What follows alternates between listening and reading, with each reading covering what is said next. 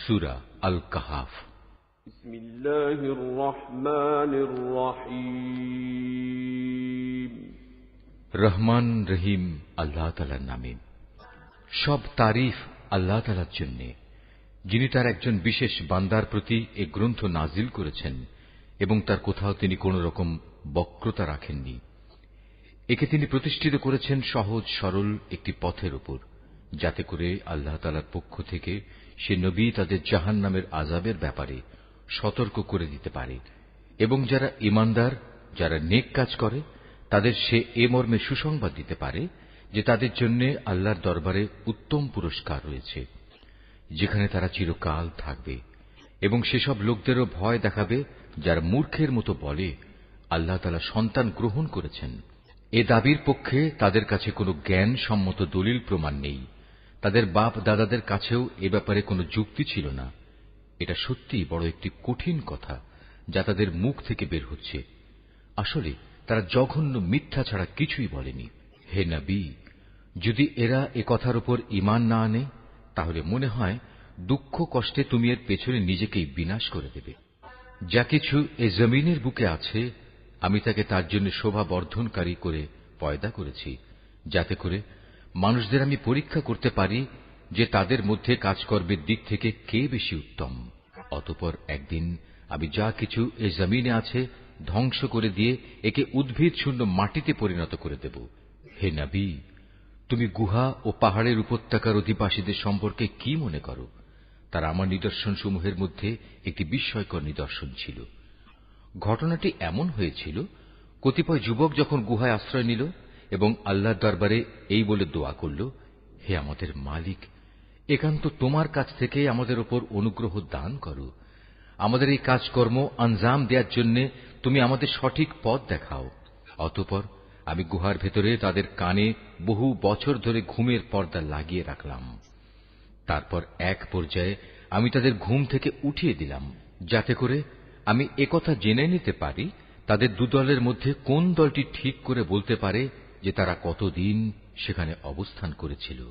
হে নবী, আমি তোমার কাছে তাদের বৃত্তান্ত সঠিকভাবে বর্ণনা করছি। মূলত তারা ছিল কতিপয় নওজোয়ান ব্যক্তি, যারা তাদের মালিকের উপর ঈমান এনেছিল। আমি তাদের হেদায়েতের পথে এগিয়েও দিয়েছিলাম। আমি তাদের অন্তঃকরণকে ধৈর্য দ্বারা দৃঢ়তা দান করেছি। যখন তারা আল্লাহর পথে দাঁড়িয়ে গেল এবং ঘোষণা করল, আমাদের মালিক তো হচ্ছেন তিনি, যিনি আসমান সমূহ ও জমিনের মালিক। আমরা কখনো আল্লাহ তাআলা ছাড়া আর কাউকে ডাকব না। যদি আমরা এমন অযৌক্তিক কথা বলি, তাহলে তা হবে মারাত্মক দিন বিরোধী কাজ। এরা হচ্ছে আমাদের স্বজাতির লোক, যারা তাকে বাদ দিয়ে অসংখ্য মাবুদের গোলামি গ্রহণ করেছে। তারা যদি সত্যবাদী হয়, তাহলে তারা স্পষ্ট দলিল নিয়ে আসে না কেন? তার চাইতে বড় জালেম আর কে, যে আল্লাহ তাআলার উপর মিথ্যা আরোপ করে? অতঃপর জোয়ানরা পরস্পরকে বলল, আল্লাহ তাআলা ছাড়া অন্যদের যারা মাবুদ বানায়, তাদের কাছ থেকে তোমরা যখন বিচ্ছিন্ন হয়ে চলেই গেলে, তখন তোমরা এখান থেকে বের হয়ে বিশেষ একটি গুহায় গিয়ে আশ্রয় নাও। তোমাদের মালিক তোমাদের উপর তার রহমতের ছায়া বিস্তার করে দেবেন এবং তোমাদের বিষয়গুলো তোমাদের জন্য সহজ করে দেবেন। হে নবী, তুমি যদি সে গুহা দেখতে, তাহলে দেখতে পেতে তারা তার মধ্যবর্তী এক প্রশস্ত চত্বরে অবস্থান করছে। সূর্য তার উদয়কালে তাদের গুহার দক্ষিণ পাশ দিয়ে হেলে যাচ্ছে, আবার যখন তা অস্ত যায় তখন তা গুহার বাম পাশ দিয়ে অতিক্রম করে। সূর্যের প্রখরতা কখনো তাদের কষ্টের কারণ হয় না। আসলে এ সবই হচ্ছে আল্লাহ তাআলার কুদরতের নিদর্শন। এ সব নিদর্শনের মাধ্যমে আল্লাহ তাআলা যাকে হেদায়েত দান করেন, সেই একমাত্র হেদায়েত প্রাপ্ত হয়, আর যাকে তিনি গোমরাহ করেন, সে কখনো কোনো পথ প্রদর্শনকারী ও অভিভাবক পেতে পারে না। হে নবী, তুমি যদি দেখতে, তাহলে তুমি তাদের ভাবতে তারা বুঝি জেগেই রয়েছে, যদিও তারা ছিল ঘুমন্ত। আমি তাদের কখনো ডানে কখনো বামে পরিবর্তন করে দিতাম। তাদের কুকুরটি গুহার সামনে তার হাত দুটি প্রসারিত করে পাহারারত অবস্থায় বসেছিল। তুমি যদি তাদের দিকে সত্যি উঁকি মেরে দেখতে, তাহলে তুমি অবশ্যই তাদের কাছ থেকে পেছন ফিরে পালিয়ে যেতে এবং তাদের এ আজব দৃশ্য দেখে তুমি নিঃসন্দেহে ভয়ে আতঙ্কিত হয়ে যেতে।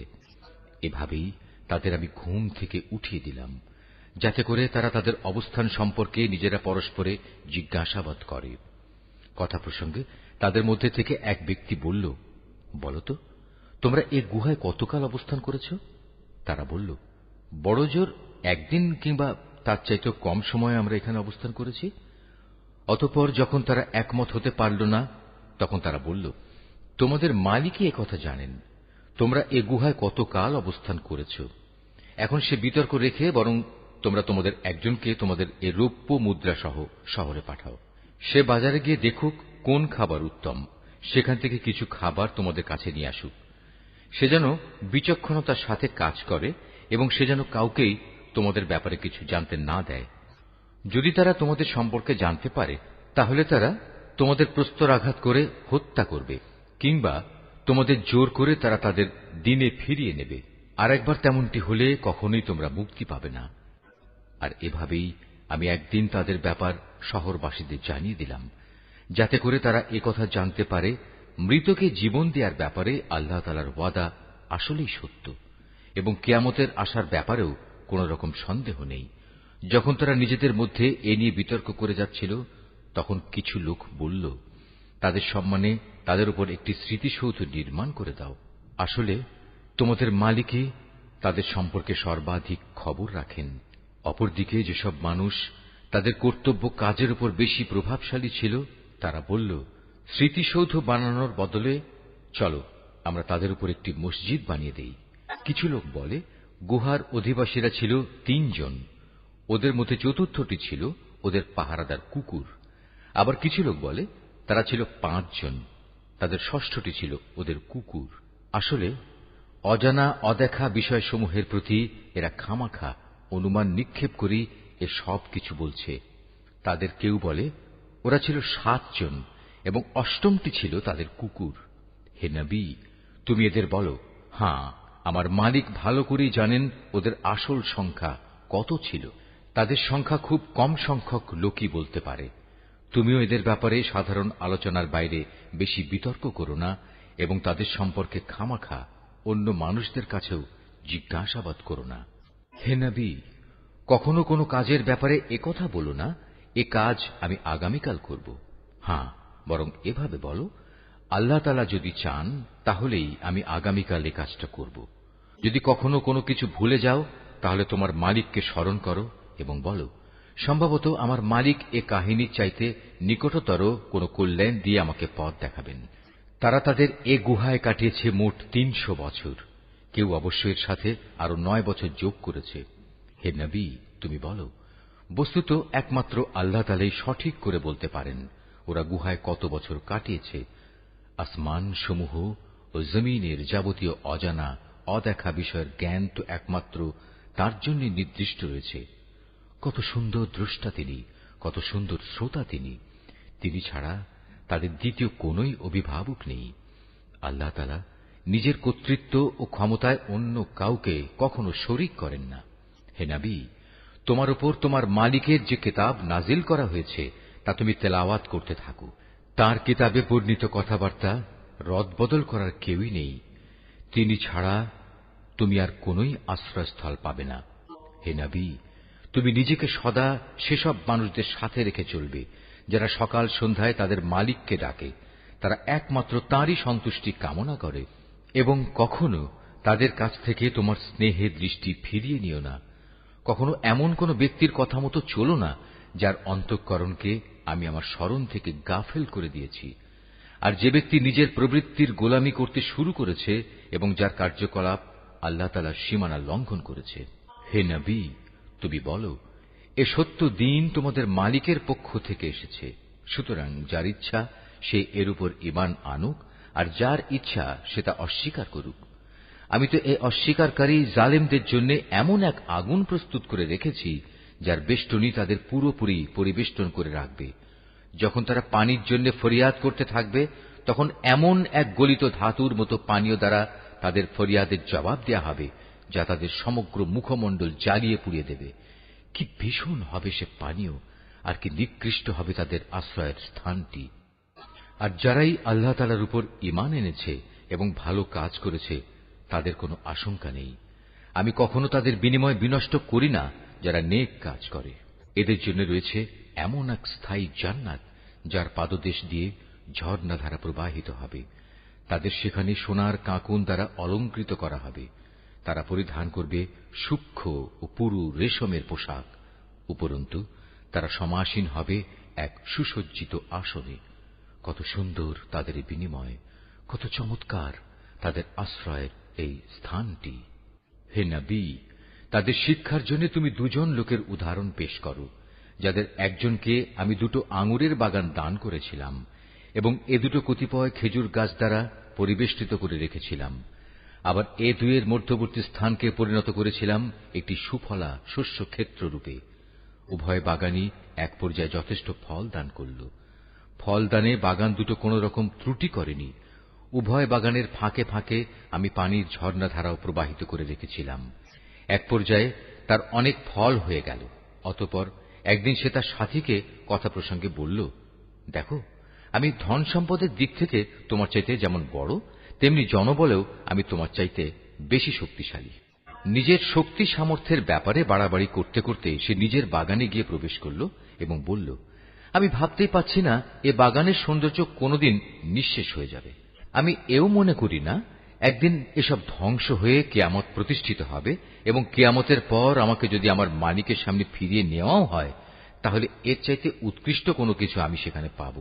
তার সে গরিব সাথীটি, যে তার সাথে কথা বলছিল, বলল, এ পার্থিব সম্পদ দেখে তুমি কি সত্যি সে মহান সত্তাকে অস্বীকার করছো, যিনি তোমাকে প্রথমত মাটি থেকে অতঃপর শুক্র কণা থেকে পয়দা করেছেন, পরিশেষে তিনি তোমাকে একটি মানুষের আকৃতিতে পূর্ণাঙ্গ করেছেন? কিন্তু আমি তো বিশ্বাস করি সেই সৃষ্টিকর্তা আল্লাহ তাআলাই হচ্ছেন আমার মালিক এবং আমার মালিকের কোনো কাজের সাথেই আমি কাউকে শরীক করি না। কত ভালো হতো তুমি যখন তোমার ফলবতী বাগানে প্রবেশ করলে তখন যদি তুমি একথা বলতে, আল্লাহ তাআলা যা চেয়েছেন তাই হয়েছে। আল্লাহ তাআলা ব্যতিরেকে কারোই কিছু ঘটানোর শক্তি নেই। যদিও তুমি আমাকে ধনে জনে তোমার চাইতে কম দেখলে, কিন্তু আমি আল্লাহ তাআলার উপর ঈমান রাখি।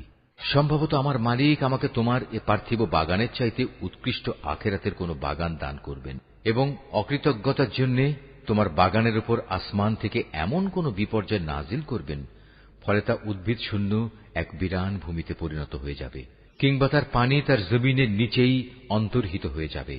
তেমন কিছু হলে তুমি কখনো তা আবার খুঁজে আনতে পারবে না। অতঃপর তাই ঘটল। তার বাগানের ফল ফলারিকে বিপর্যয় এসে ঘিরে ফেলল। তখন সে ব্যক্তি সেই ব্যয়ের ওপর, যা সে বাগানের শোভাবর্ধনের পেছনে করেছিল, হাতের উপর হাত রেখে আক্ষেপ করতে লাগল। বাগানের অবস্থা এমন হল যা তা মুখ থুবড়ে পড়ে থাকল এবং সে নিজের ভুল বুঝতে পেরে বলতে লাগল, কত ভালো হতো যদি আমি আমার মালিকের ক্ষমতার সাথে অন্য কাউকে শরীক না করতাম। যারা বাহাদুরি করেছে তাদের কোন দলই আজ তাকে আল্লাহর এই প্রতিশোধের মোকাবেলায় সাহায্য করার জন্য অবশিষ্ট রইল না। না সে নিজে কোন রকম প্রতিশোধ দিতে পারল, কেননা এখানে রক্ষা করা যাবতীয় এখতিয়ার একমাত্র আল্লাহ তাআলার, যিনি একমাত্র সত্য। পুরস্কার দানে ও পরিণাম নির্ধারণে তিনিই উত্তম। হে নবী, তুমি এদের কাছে দুনিয়ার জীবনের উদাহরণ পেশ করো। এই জীবনটা হচ্ছে এমন যেমন আমি আকাশ থেকে পানি বর্ষণ করি, যার কারণে জমিনের উদ্ভিদ ঘন সুশোভিত হয়ে ওঠে। অতঃপর এক সময়ে বাতাস তা উড়িয়ে নিয়ে ফেরে। মূলত আল্লাহ তাআলা সব কিছুর উপর প্রচন্ড ক্ষমতাবান। ধন সম্পদ ও সন্তান সন্ততি হচ্ছে তোমাদের পার্থিব জীবনের কতিপয় অস্থায়ী সৌন্দর্য মাত্র। চিরস্থায়ী হচ্ছে মানুষের নেক কাজ, আর তা হচ্ছে তোমার মালিকের কাছে পুরস্কার পাওয়ার জন্য অনেক ভালো। আর কোন কল্যাণময় কিছু কামনা করতে গেলেও তা হচ্ছে উত্তম। যেদিন আমি পাহাড় সমূহকে চলমান করে সরিয়ে দেব এবং তুমি এই পৃথিবীকে দেখবে তা একটি শূন্য প্রান্তর, সেদিন আমি তাদের মানবকুলকে এক জায়গায় জড়ো করব, কোন একজনকেও আমি বাদ দেব না। তাদের সবাইকে তোমার মালিকের সামনে সারিবদ্ধভাবে এনে হাজির করা হবে। অতঃপর আমি বলবো, আজ তো তোমরা সবাই আমার কাছে এসে গেছো, ঠিক যেমনি করে আমি তোমাদের প্রথমবার পয়দা করেছিলাম। কিন্তু তোমরা অনেকেই মনে করতে আমি তোমাদের দ্বিতীয়বার আমার কাছে হাজির করার জন্য কোন সময়সূচি নির্ধারণ করে রাখিনি। অতঃপর তাদের সামনে আমলনামা রাখা হবে। তখন নাফরমান ব্যক্তিদের তুমি দেখবে, সে আমলনামায় যা কিছু লিপিবদ্ধ আছে তারা তার কারণে খুবই আতঙ্কগ্রস্ত থাকবে। তারা বলতে থাকবে, হায় দুর্ভাগ্য আমাদের, এ আবার কেমন গ্রন্থ! এ তো দেখছি আমাদের জীবনের ছোট কিংবা বড় প্রত্যেক বিষয়েরই হিসাব রেখেছে। তারা যা কিছু করেছে তার প্রতিটি বস্তুই তারা সে গ্রন্থে মজুদ দেখবে। তোমার মালিক সেদিন কার উপর বিন্দুমাত্র জুলুমও করবেন না। স্মরণ করো, যখন আমি ফেরেশতাদের বলেছিলাম তোমরা সবাই আদমকে সাজদা করো, তখন তারা সবাই সাজদা করল, কিন্তু ইবলিস সাজদা করল না। সে ছিল আসলে জিনদেরই একজন। সে তার মালিকের আদেশের নাফরমানি করল। যে এত বড় নাফরমানি করল, তোমরা কি তাকে এবং তার বংশধরদের আমার বদলে তোমাদের অভিভাবক হিসেবে গ্রহণ করে চলেছ? অথচ প্রথম দিন থেকেই সে তোমাদের প্রকাশ্য দুশমন। চেয়ে দেখো, জালেমদেরকে নিকৃষ্ট বিনিময় দেয়া হয়েছে। আকাশমণ্ডলী ও পৃথিবী সৃষ্টি করার সময় আমি তাদের কাউকে ডাকিনি, এমনকি স্বয়ং তাদের নিজেদের বানানোর সময়ও তো আমি তাদের ডাকিনি। আসলে আমি তো অক্ষম ছিলাম না যে তাদের পরামর্শ আমার দরকার। অন্যদের যারা গোমরাহ করে আমি তাদের সাহায্য গ্রহণ করি না। যেদিন তিনি এদের বলবেন তোমরা তাদের ডাকো যাদের তোমরা আমার শরীক মনে করতে, ওরা তাদের ডাকবে, কিন্তু তারা তাদের এ ডাকে কোনোই সাড়া দেবে না। আমি এদের উভয়ের মাঝখানে এক মরণ ফাঁদ রেখে দেব।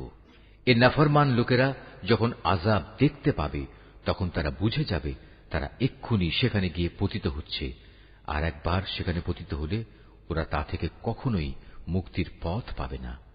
আমি মানুষের বোঝার জন্য এই কোরআনে সব ধরনের উপমা ও উদাহরণ বিশদভাবে বর্ণনা করেছি, কিন্তু মানুষের অধিকাংশই এ নিয়ে তর্ক করে। হেদায়েত যখন মানুষের সামনে এসে গেল, তখন ঈমান আনা ও গুনাহের জন্য তাদের মালিকের কাছে ক্ষমা চাওয়া থেকে তাদের কোন জিনিস বিরত রাখছে? তারা সম্ভবত পূর্ববর্তী মানুষদের অবস্থা তাদের কাছে এসে পৌঁছানোর কিংবা আমার আযাব তাদের সামনে এসে হাজির হবার অপেক্ষা করছে। আমি তো রসুলদের পাঠাই যে তারা মানুষদের জন্য জান্নাতের সুসংবাদবাহী ও জাহান্নামের সতর্ককারী হবে, কিন্তু যারা কুফরি করেছে তারা ছোটখাটো বিষয় নিয়ে ঝগড়া শুরু করে, যাতে তারা সত্যকে ব্যর্থ করে দিতে পারে। মূলত তারা আমার আয়াতসমূহকে এবং যেসব বিষয় দিয়ে তাদের জাহান্নাম থেকে সতর্ক করা হয়েছিল তাকে বিদ্রূপের বিষয়ে পরিণত করে নিয়েছে। তার চাইতে বড় জালেম আর কে আছে, যাকে তার মালিকের আয়াতসমূহ স্মরণ করিয়ে দেয়া হচ্ছে এবং সে এর থেকে মুখ ফিরিয়ে দিচ্ছে। সর্বোপরি যা কিছু গুনাহের বোঝা তার হাত দুটো অর্জন করেছে সে তা ভুলে যায়। আমি তাদের অন্তরের উপর জাহেলিয়াতের আবরণ লাগিয়ে দিয়েছি, যেন তারা সত্য দিন বুঝতে না পারে। এমনি ভাবে তাদের কানেও এক ধরনের কঠিন বস্তু ঢেলে দিয়েছি, এ কারণে তারা সত্য কথা শুনতে পায় না। অতএব হে নবী, তুমি ওদের যতই হেদায়েতের পথে ডাকো না কেন, তাদের কখনো হেদায়েত দেয়া হবে না। নবী, তোমার মালিক বড়ই ক্ষমাশীল ও দয়াবান। তিনি যদি তাদের সবাইকে তাদের কৃতকর্মের জন্য শাস্তি দিতে চাইতেন, তাহলে তিনি সহজেই তা ত্বরান্বিত করতে পারতেন।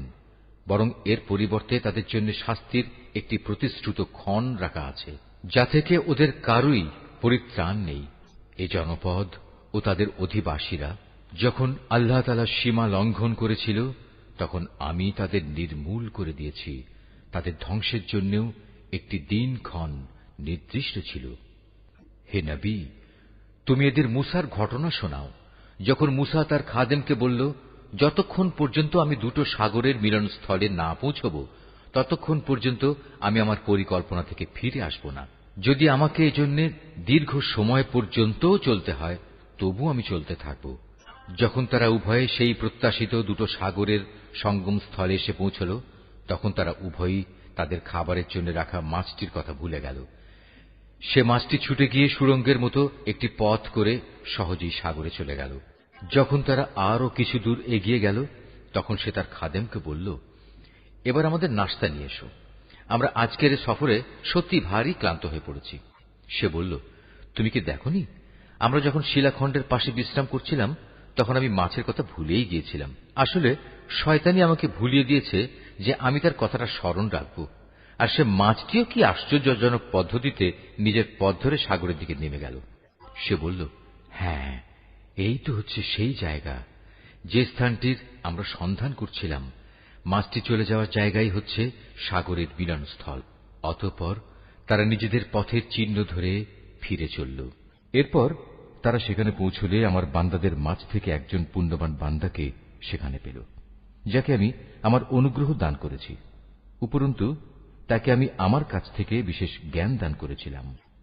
মুসা তাকে বলল, আমি কি তোমার অনুসরণ করতে পারি, যাতে করে আল্লাহ তাআলার কাছ থেকে যে জ্ঞান তোমাকে শেখানো হয়েছে তার কিছু অংশ তুমি আমাকে শেখাতে পারো?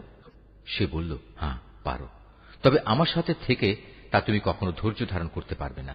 অবশ্য এটাও ঠিক, যে বিষয়ে তোমার জ্ঞান সীমার বাইরে তার উপর তুমি ধৈর্য ধরবেই বা কি করে?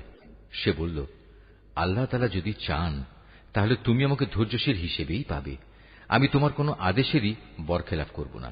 সে বলল, আচ্ছা, যদি তুমি আমাকে অনুসরণ করোই তাহলে কোনো বিষয় নিয়ে আমাকে কিছু জিজ্ঞেস করবে না, যতক্ষণ না সে কথা আমি নিজেই তোমাকে বলে দেব।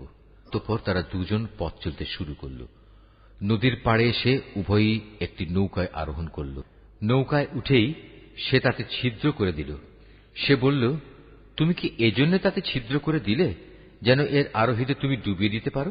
তুমি সত্যিই এক গুরুতর অন্যায় কাজ করেছ।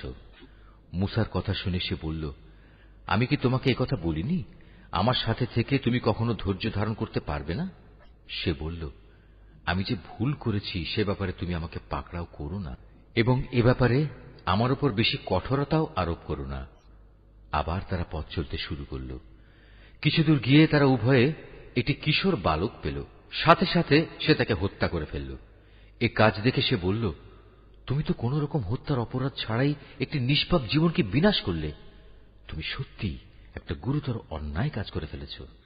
সে বলল, আমি কি তোমাকে একথা বলিনি যে তুমি আমার সাথে থেকে ধৈর্য ধরতে পারবে না? সে বলল, যদি এরপর আর একটি কথাও আমি তোমাকে জিজ্ঞেস করি তাহলে তুমি আমাকে তোমার সাথে রেখো না। অবশ্য এখন তো তুমি আমার পক্ষ থেকে ওজর পেশ করার প্রান্তসীমায় পৌঁছে গেছ। আবার তারা চলতে শুরু করল। কিছুদূর এগিয়ে তারা জনপদের অধিবাসীদের কাছে পৌঁছল। সেখানে পৌঁছে তারা সেই জনপদের অধিবাসীদের কাছে কিছু খাবার চাইল, কিন্তু তারা তাদের মেহমানদারি করতে অস্বীকার করল। অতঃপর সেখানে তারা একটি পতনোন্মুখ পুরনো প্রাচীর দেখতে পেল। সে প্রাচীরটা সোজা করে দিল। সে মুসা বলল, তুমি চাইলে তো এদের কাছ থেকে এর উপর কিছু পারিশ্রমিক গ্রহণ করতে পারতে। সে বলল, বেশ, এখানেই তোমার আমার মধ্যে বিচ্ছেদ হয়ে গেল, কিন্তু তার আগে যেসব কথার ব্যাপারে তুমি আমার সাথে ধৈর্য ধরে থাকতে পারোনি তার ব্যাখ্যা আমি তোমাকে বলে দিতে চাই। প্রথম ঘটনাটি হচ্ছে নৌকা সম্পর্কিত। মূলত তা ছিল কয়েকজন গরিব মানুষের মালিকানাধীন। তারা এটা দিয়ে সমুদ্রে জীবিকা অন্বেষণের কাজ করত, কিন্তু আমি নৌকাটিতে একটা ছিদ্র করে তাকে ত্রুটিযুক্ত করে দিতে চাইলাম, কারণ তাদের সামনেই ছিল এমন এক বাদশা যে ত্রুটিবিহীন যে নৌকাই পেত তা বল প্রয়োগে ছিনিয়ে নিত। আর হ্যাঁ, সে কিশোরটির ঘটনা। তার পিতামাতা উভয় ছিল মোমেন। আমি আশঙ্কা করলাম বড় হয়ে সে এদের দুজনকেই আল্লাহর নাফরমানি ও কুফর দ্বারা বিভ্রান্ত করে দেবে। আমি চাইলাম তাদের মালিক তার বদলে তাদের এমন একটি সন্তান দান করবেন যে দিনদারি ও রক্তের সম্পর্ক রক্ষার ব্যাপারে তা চেয়ে অনেক ভালো প্রমাণিত হবে। সর্বশেষ ওই যে প্রাচীরটির ব্যাপার, আসলে তা ছিল শহরের দুটি এতিম বালকের। এর নিচেই তাদের জন্য রক্ষিত ছিল গুপ্ত ধনভাণ্ডার। ওদের পিতা ছিল একজন নেককার ব্যক্তি। এই কারণেই তোমার মালিক চাইলেন ওরা বয়ঃপ্রাপ্ত হোক এবং তাদের সে ভাণ্ডার থেকে তারা সম্পদ বের করে আনুক। এই প্রাচীরটাকেই আমি তাদের বড় হওয়া পর্যন্ত দাঁড় করিয়ে রাখতে চেয়েছিলাম। এ ছিল মূলত তোমার মালিকের অনুগ্রহ দ্বারা সম্পাদিত কতিপয় কাজ। এর কোনোটাই কিন্তু আমি আমার নিজে থেকে করিনি। আর এ হচ্ছে সেসব কাজের ব্যাখ্যা যে ব্যাপারে তুমি আমার সাথে থেকে ধৈর্য ধারণ করতে পারছিলে না। হে নবী, এরা তোমার কাছে জুলকারনাইন সম্পর্কে জানতে চায়। তুমি তাদের বলো, হ্যাঁ, আমি আল্লাহর কেতাব থেকে তার বিবরণ তোমাদের কাছে এক্ষুনি পড়ে শোনাচ্ছি। আল্লাহ তাআলা বলছেন, আমি জমিনের বুকে তাকে বিপুল রাজনৈতিক ক্ষমতা দান করেছিলাম এবং আমি তাকে এর জন্য প্রয়োজনীয় সব উপায় উপকরণও দান করেছিলাম। একবার সে সফরে বেরোবার প্রস্তুতি গ্রহণ করতে লাগল। চলতে চলতে এমনিভাবে সে সূর্যের অস্তগমনের জায়গায় গিয়ে পৌঁছল। সেখানে গিয়ে সে সূর্যকে সাগরের কালো পানিতে ডুবতে দেখল। তার পাশে সে একটি জাতিকেও বাস করতে দেখল। আমি বললাম, হে জুলকারনাইন, এরা তোমার অধীনস্থ। তুমি ইচ্ছে করলে তাদের শাস্তি দিতে পারো, অথবা তাদের সাথে তুমি সদয় ভাব গ্রহণ করতে পারো। সে বলল, হ্যাঁ, এদের মাঝে যে আল্লাহর সাথে বিদ্রোহ করবে তাকে আমি অবশ্যই শাস্তি দেব। অতঃপর তাকে যখন তার মালিকের সামনে ফিরিয়ে নেওয়া হবে তখন তিনি তাকে আরো কঠিন শাস্তি দেবেন। অপরদিকে যে ব্যক্তি আল্লাহর উপর ঈমান আনে এবং নেক কাজ করে তার জন্য আখিরাতে থাকবে উত্তম পুরস্কার। আর আমিও তার সাথে আমার কাজকর্ম সম্পাদনের সময় একান্ত বিনম্র ব্যবহার করব। অতঃপর সে আর এক অভিযানে পথে বেরোল। এমনকি চলতে চলতে সে সূর্যোদয়ের স্থানে গিয়ে পৌঁছল। তখন সে সূর্যকে এমন একটি জাতির উপর দিয়ে উদয় হতে দেখল যাদের জন্য তার প্রখর তাপ থেকে আত্মরক্ষার জন্য আমি কোন অন্তরাল সৃষ্টি করে রাখিনি। জুলকারনাইনের ঘটনা ছিল এরকমই। আমার কাছে সে সম্পর্কিত পুরোপুরি খবরই মজুদ আছে। অতঃপর সে আর এক অভিযানে পথে বেরোল। এমনকি পথ চলতে চলতে সে দুটো প্রাচীরের মধ্যবর্তী স্থানে গিয়ে পৌঁছল। দুই পর্বতের মধ্যবর্তী স্থানে পৌঁছে সে এমন এক সম্প্রদায়ের লোকদের পেল যারা জুলকারনাইনের কোনো কথাই তেমন বুঝতে পারছিল বলে মনে হল না। তারা অতি কষ্টে তাকে বলল, হে বাদশাহ জুলকারনাইন, অবশ্যই ইয়াজুজ মাজুজ নামক দুটো সম্প্রদায় এই জমিনে নানা রকম বিপর্যয় সৃষ্টিকারী। এমতাবস্থায় তাদের থেকে বাঁচার জন্য আমরা কি তোমাকে এ শর্তে কোন রকম একটা কর দেব যে তুমি আমাদের এবং তাদের মাঝে একটি প্রাচীর বানিয়ে দেবে? সে বলল, কোনো কর নেওয়ার প্রয়োজন নেই, কেননা আমার মালিক আমাকে যা কিছু দিয়ে রেখেছেন তাই আমার জন্য ভালো। হ্যাঁ, শারীরিক শক্তি দ্বারা তোমরা আমাকে সাহায্য করতে পারো। আমি তোমাদের এবং তাদের মাঝে এক মজবুত প্রাচীর বানিয়ে দেব। তোমরা আমার কাছে এ কাজের জন্য লোহার পাতসমূহ নিয়ে এসো। অতঃপর সে অনুযায়ী তা আনা হল এবং প্রাচীর তৈরির কাজও শুরু হল। যখন মধ্যবর্তী ফাঁকা স্থানটি পূর্ণ হয়ে লৌহ স্তূপগুলো দুটো পর্বতে সমান হয়ে গেল তখন সে তাদের লক্ষ্য করে বলল, তোমরা হাঁপড়ে দম দিতে থাকো। অতঃপর যখন তা আগুনের মতো উত্তপ্ত হল তখন সে বলল, এখন তোমরা আমার কাছে কিছু গলানো তামা নিয়ে এসো, আমি তা এর ওপর ঢেলে দেব। সুতরাং এভাবেই এমন একটি মজবুত প্রাচীর তৈরি হয়ে গেল যে তারা তারপর উঠতে সক্ষম হল না, না তারা তা ভেদ করে বাইরে আসতে পারল। জুলকারনাইন বলল, এই যা কিছু হয়েছে তা সবই আমার মালিকের অনুগ্রহে হয়েছে, কিন্তু যখন আমার মালিকের ওয়াদা মতো কিয়ামত আসবে তখন তিনি তা চূর্ণ বিচূর্ণ করে একাকার করে দেবেন। আর আমার মালিকের ওয়াদা হচ্ছে সত্য ওয়াদা। কিয়ামতের আগে আমি তাদের দলে দলে ছেড়ে দেব। তারা সমুদ্রের ঢেউয়ের আকারে একদল আরেক দলের মধ্যে প্রবিষ্ট হবে। যখন সিঙায় ফুৎকার দেয়া হবে তখন তাদের সবাইকে আমি হাসরের ময়দানে একত্রিত করব। সেদিন আমি জাহান্নামকে তার অবিশ্বাসীদের সামনে এনে হাজির করব। যাদের চোখের মধ্যে আমার স্মরণ থেকে আবরণ পড়েছিল তারা হেদায়েতের কথাই শুনতে পেত না। কাফেররা কি একথা মনে করে নিয়েছে যে তারা আমার বদলে আমারই কতিপয় গোলামকে অভিভাবক বানিয়ে নেবে, আর আমি এ ব্যাপারে তাদের কোনো জিজ্ঞাসাবাদই করব না? আমি তো জাহান্নামকে কাফেরদের মেহমানদারির জন্য সাজিয়ে রেখেছি। হে নবী, এদের তুমি বলো, আমি কি তোমাদের এমন লোকদের কথা বলবো যারা আমলের দিক থেকে সম্পূর্ণ ক্ষতিগ্রস্ত হয়ে পড়েছে? এরা হচ্ছে সেসব লোক যাদের সমুদয় প্রচেষ্টা এই দুনিয়ায় বিনষ্ট হয়ে গেছে, অথচ তারা মনে মনে ভাবছে তারা বুঝি ভালো কাজই করে যাচ্ছে। এরাই হচ্ছে সেসব লোক যারা তাদের মালিকের আয়াতসমূহকে অস্বীকার করে এবং অস্বীকার করে তার সাথে ওদের সাক্ষাতের বিষয়টিও। এর ফলে ওদের সব কর্মই নিষ্ফল হয়ে যায়। তাই কিয়ামতের দিন আমি তাদের জন্য ওজনের কোন মানদণ্ড স্থাপন করব না। এটাই জাহান্নাম, এটাই হল তাদের যথার্থ পাওনা, কেননা তারা স্বয়ং স্রষ্টাকেই অস্বীকার করেছে। উপরন্তু তারা আমার আয়াতসমূহ ও তার বাহক রসুলদের বিদ্রূপের বিষয় হিসেবে গ্রহণ করেছে। অপরদিকে যারা আল্লাহ তাআলার উপর ঈমান এনেছে এবং সে অনুযায়ী নেক আমল করেছে তাদের মেহমানদারির জন্য জান্নাতুল ফিরদাউস সাজানো রয়েছে। সেখানে তারা চিরদিন থাকবে। সেদিন তারা সেখান থেকে অন্য কোথাও যেতে চাইবে না।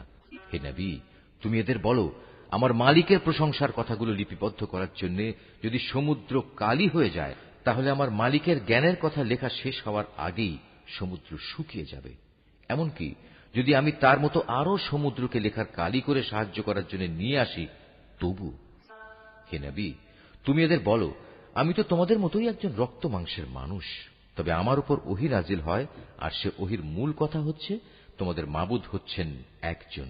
অতএব তোমাদের মাঝে যদি কেউ তার মালিকের সাক্ষাৎ কামনা করে সে যেন হামেশা নেক আমল করে।